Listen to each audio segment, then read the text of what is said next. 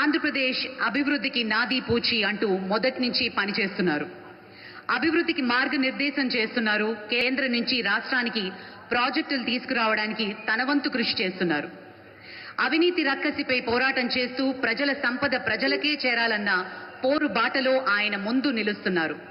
అధికారాన్ని చేపట్టిన నాటి నుంచి నేటి వరకు ఎప్పుడూ కూడా సంక్షేమమే ఆయనది. నిత్యం ప్రజలకి అందుబాటులో ఉంటూ వారి ఆకాంక్షల మేరకు పాలన సాగిస్తూ ఉన్నారు. ఎన్నికల్లో ఇచ్చిన హామీలు ఏ విధంగా భరోసా ఇచ్చారో అదే విధంగా ఆంధ్రప్రదేశ్లో యువతను మేల్కొల్పే బాధ్యతను కూడా తీసుకున్నారు. పాలనపై పూర్తి స్థాయిలో దృష్టి పెడుతూ ఆంధ్రప్రదేశ్ను నవ్యాంధ్రగా తీర్చిదిద్దే క్రమంలో అలుపెరుగని బాటసారి మన ఉప ముఖ్యమంత్రి వర్యులు శ్రీ పవన్ కళ్యాణ్ గారిని మాట్లాడవలసిందిగా మనవి చేస్తున్నాం.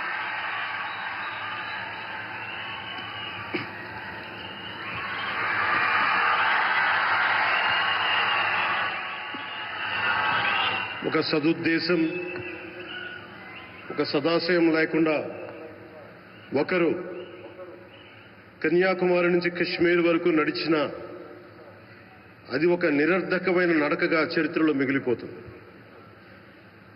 కానీ ఒక సదాశయంతో, ఒక సత్సంకల్పంతో ఇంకొకరు కన్యాకుమారి నుంచి కశ్మీర్ వరకు ప్రజలందరితో మమేకమై వారందరినీ ఏకతాటిపైన నడిపిస్తే అది ఆత్మనిర్భర భారత్ అవుతుంది. అదే కన్యాకుమారి నుంచి కశ్మీర్ వరకు ప్రజలకి వారి పరిసరాల శుభ్రత యొక్క బాధ్యతను తెలియజేస్తే అది స్వచ్ఛ భారత్ అవుతుంది.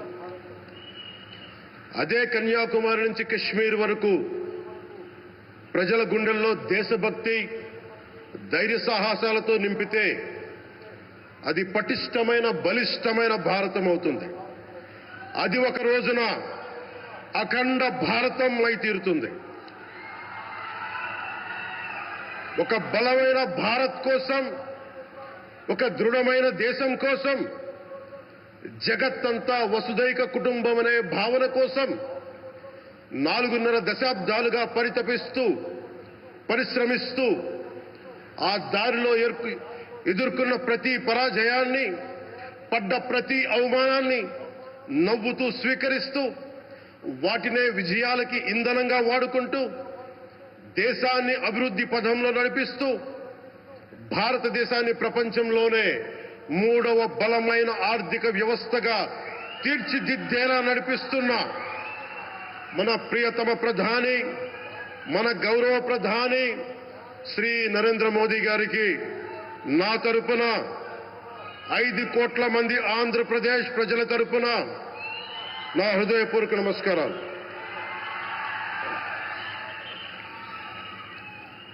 విద్యార్థి నాయకుడిగా రాజకీయాల్లో ప్రవేశించి రెవెన్యూ మంత్రిగా, ఆర్థిక మంత్రిగా మొదలై తెలుగుదేశంకి రథసారథి అయి 4వసారి ముఖ్యమంత్రి అయి తెలుగు ప్రజల్ని అభివృద్ధి పదంలో నడిపిస్తున్న దార్శనికులు, రాజకీయ ఉద్దండులు గౌరవ ముఖ్యమంత్రి శ్రీ నారా చంద్రబాబు నాయుడు గారికి నా హృదయపూర్వక నమస్కారం. తోటి మంత్రివర్గ సహచరులైన ప్రతి ఒక్కరికి, నారా లోకేష్ గారికి, ఎన్డీఏ కూటమి శాసనసభ్యులకి, నాయకులకి, బీజేపీ నాయకులందరికీ పేరు పేరున నా నమస్కారాలు. కార్యకర్తలకి నా హృదయపూర్వక నమస్కారాలు.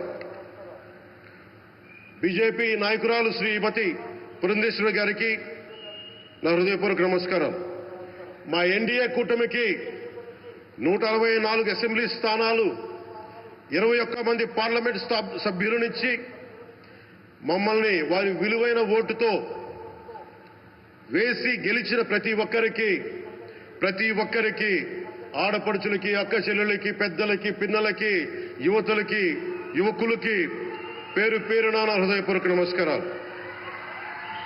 ప్రజలు ఎన్డీఏ ప్రభుత్వాన్ని నమ్మారు, నిలబడ్డారు. అలా నిలబడినందుకే ఈ రోజున మన గౌరవ ప్రధానమంత్రి గారి సారథ్యంలో ఈ ప్రారంభోత్సవాలు కానీ, శంకుస్థాపనలు కానీ, అది దక్షిణ కోస్తా రైల్వే జోన్ కావచ్చు, కృష్ణపట్నం ఇండస్ట్రియల్ పార్క్ కానీ, గ్రీన్ హైడ్రోజన్ హబ్ కానీ, అనకాపల్లి బల్క్ డ్రగ్ పార్క్ కావచ్చు, 6 కొత్త రైల్వే ప్రాజెక్టులు కావచ్చు, వీటన్నిటిని వచ్చే పెట్టుబడి దాదాపు 2,10,000 కోట్ల రూపాయల పెట్టుబడులు, 7.5 లక్షల మందికి ఉపాధి అవకాశాలు. అవినీతితో కూరుకుపోయి ఉపాధి అవకాశాలు లేక, ఉద్యోగ అవకాశాలు లేక విలవిల్లాడుతున్న సమయంలో మీరు నిలబడ్డారు. అందుకే ఈ రోజున ఈ 2 లక్షల పైచిలకు పెట్టుబడితో 7.5 లక్షల ఉపాధి అవకాశాలు లభించి మనందరికీ ఇచ్చినందుకు మనస్ఫూర్తిగా ప్రధానమంత్రి శ్రీ నరేంద్ర మోదీ గారికి చేతులెత్తి నమస్కరిస్తున్నాం. ఇవి కాకుండా కొత్త హైవేల నిర్మాణం, విస్తరణ, అలాగే అమరావతి రాజధానికి పెట్టుబడులు, పోలవరంకి నిధులు, 15th ఫైనాన్స్ కమిషన్ నిధులు కానీ, జల్ జీవన్ మిషన్ కోసం ప్రతి ఇంటికి నీరు, రక్షిత మంచినీరు రావాలి, ఆయన ఆకాంక్ష, ఆయన ఆశయం.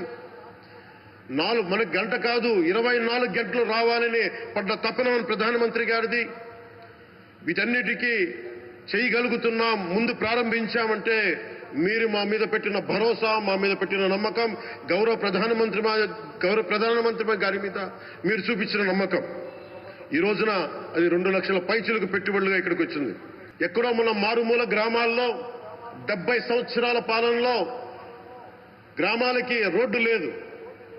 ప్రధానమంత్రి సడక్ యోజన కింద ఈ రోజున మనం మారుమూల గిరిజన గ్రామాల్లో కూడా రోడ్లు వేయగలుగుతున్నామంటే దానికి ముందుండి మాకు వెన్నుతట్టి మాకు నిధులు సమకూరుస్తుంది నరేంద్ర మోదీ గారు. భారతం అభివృద్ధి పదంలో ఎందుకు చేశారు ఇవన్నీ అంటే, భారతదేశం అన్ని రాజ్యాలు, అన్ని రాష్ట్రాలు ఏ ఒక్కరు కూడా అభివృద్ధిలో వెనకపడకూడదు. అది మనకి తెలంగాణ కావచ్చు, ఆంధ్రప్రదేశ్ కావచ్చు, ఆంధ్రప్రదేశ్లోని ఉత్తరాంధ్ర, రాయలసీమ, మనకి కోస్తాంధ్ర కావచ్చు, ఎక్కడా కూడా ఏ ప్రాంతం కూడా వెనుకపడకూడదు. అభివృద్ధిలో అందరికీ సమాన వాటా ఉండాలని చెప్పే ఈరోజు ఇన్ని పెట్టుబడులు. ఈ మోదీ గారి సంకల్పానికి, సహకారానికి, ఆయన గైడెన్స్ కి మనస్ఫూర్తిగా నా కృతజ్ఞతలు. 5 ఏళ్ల అవినీతి అరాచక పాలనలో ఆంధ్రప్రదేశ్ అంధకారంలో కూరుకుపోయినప్పుడు ఆ రోజున మన ముందుకొచ్చి మేము ఎన్డీఏ కూటమితో మనం నిలబెడదాం, ఆంధ్రప్రదేశ్ ప్రజల ఆకాంక్షలు నిలబెడదాం, అభివృద్ధి పదంలో నడిపిద్దామని చెప్పి ఆ రోజు ఆశాజ్యోతిలో నిలబడ్డారు. అసలు అభివృద్ధికి ఆస్కారమే లేదు ఆంధ్రాకి అనే స్థితి నుంచి అభివృద్ధి అంటే ఆంధ్రానే అని చెప్పుకునేలా గౌరవ ముఖ్యమంత్రి గారి నాయకత్వం, చంద్రబాబు గారి నాయకత్వంలో, ప్రధానమంత్రి గారి నిర్దేశకత్వంలో, వారి సూచనలతో సహకారంతో కేబినెట్ కానీ, మంత్రివర్గ సహచరులు కానీ, ఎన్డీఏ కూటమి ఎమ్మెల్యేలు కానీ, మేమందరం కార్యకర్తలు అందరం కష్టపడతాం. అహిర్నిశలు రేయం భవళ్లు కష్టపడతాం. దేశ ప్రగతిలో భాగస్వామ్యులు అవుతాం. మేము ప్రధానమంత్రి గారికి అండగా ఉంటామని తెలియజేసుకుంటూ, ఆంధ్రప్రదేశ్లో ఉన్న ఆంధ్రాకి వెలుగుతో నింపుతున్న మీ నిండు హృదయానికి నా హృదయపూర్వక కృతజ్ఞతలు తెలియజేసుకుంటున్నాను.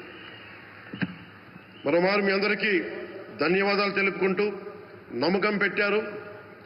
మీరు పెట్టిన నమ్మకానికి ఈ రోజున 2 లక్షల పైచిలకు పెట్టుబడులు తీసుకొచ్చాం.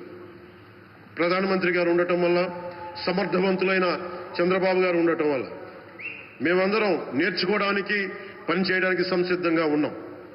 సో మీరందరూ ఇదే సహకారం ఇవ్వాలని మనస్ఫూర్తిగా కోరుకుంటూ, ఆ భగవంతుడు, ఆ లక్ష్మీ నరసింహుడు ఈ దేశాన్ని మరింత ప్రగతి పదంలో నడిపించేలా గౌరవ ప్రధానమంత్రి శ్రీ నరేంద్ర మోదీ గారికి దీర్ఘాయుష్ ఇవ్వాలి, ఆరోగ్యం ఇవ్వాలని మనస్ఫూర్తిగా కోరుకుంటూ, ఆ లక్ష్మీ నరసింహుడిని వేడుకుంటూ సెలవు తీసుకున్నాను. జై భారత్, జై హింద్.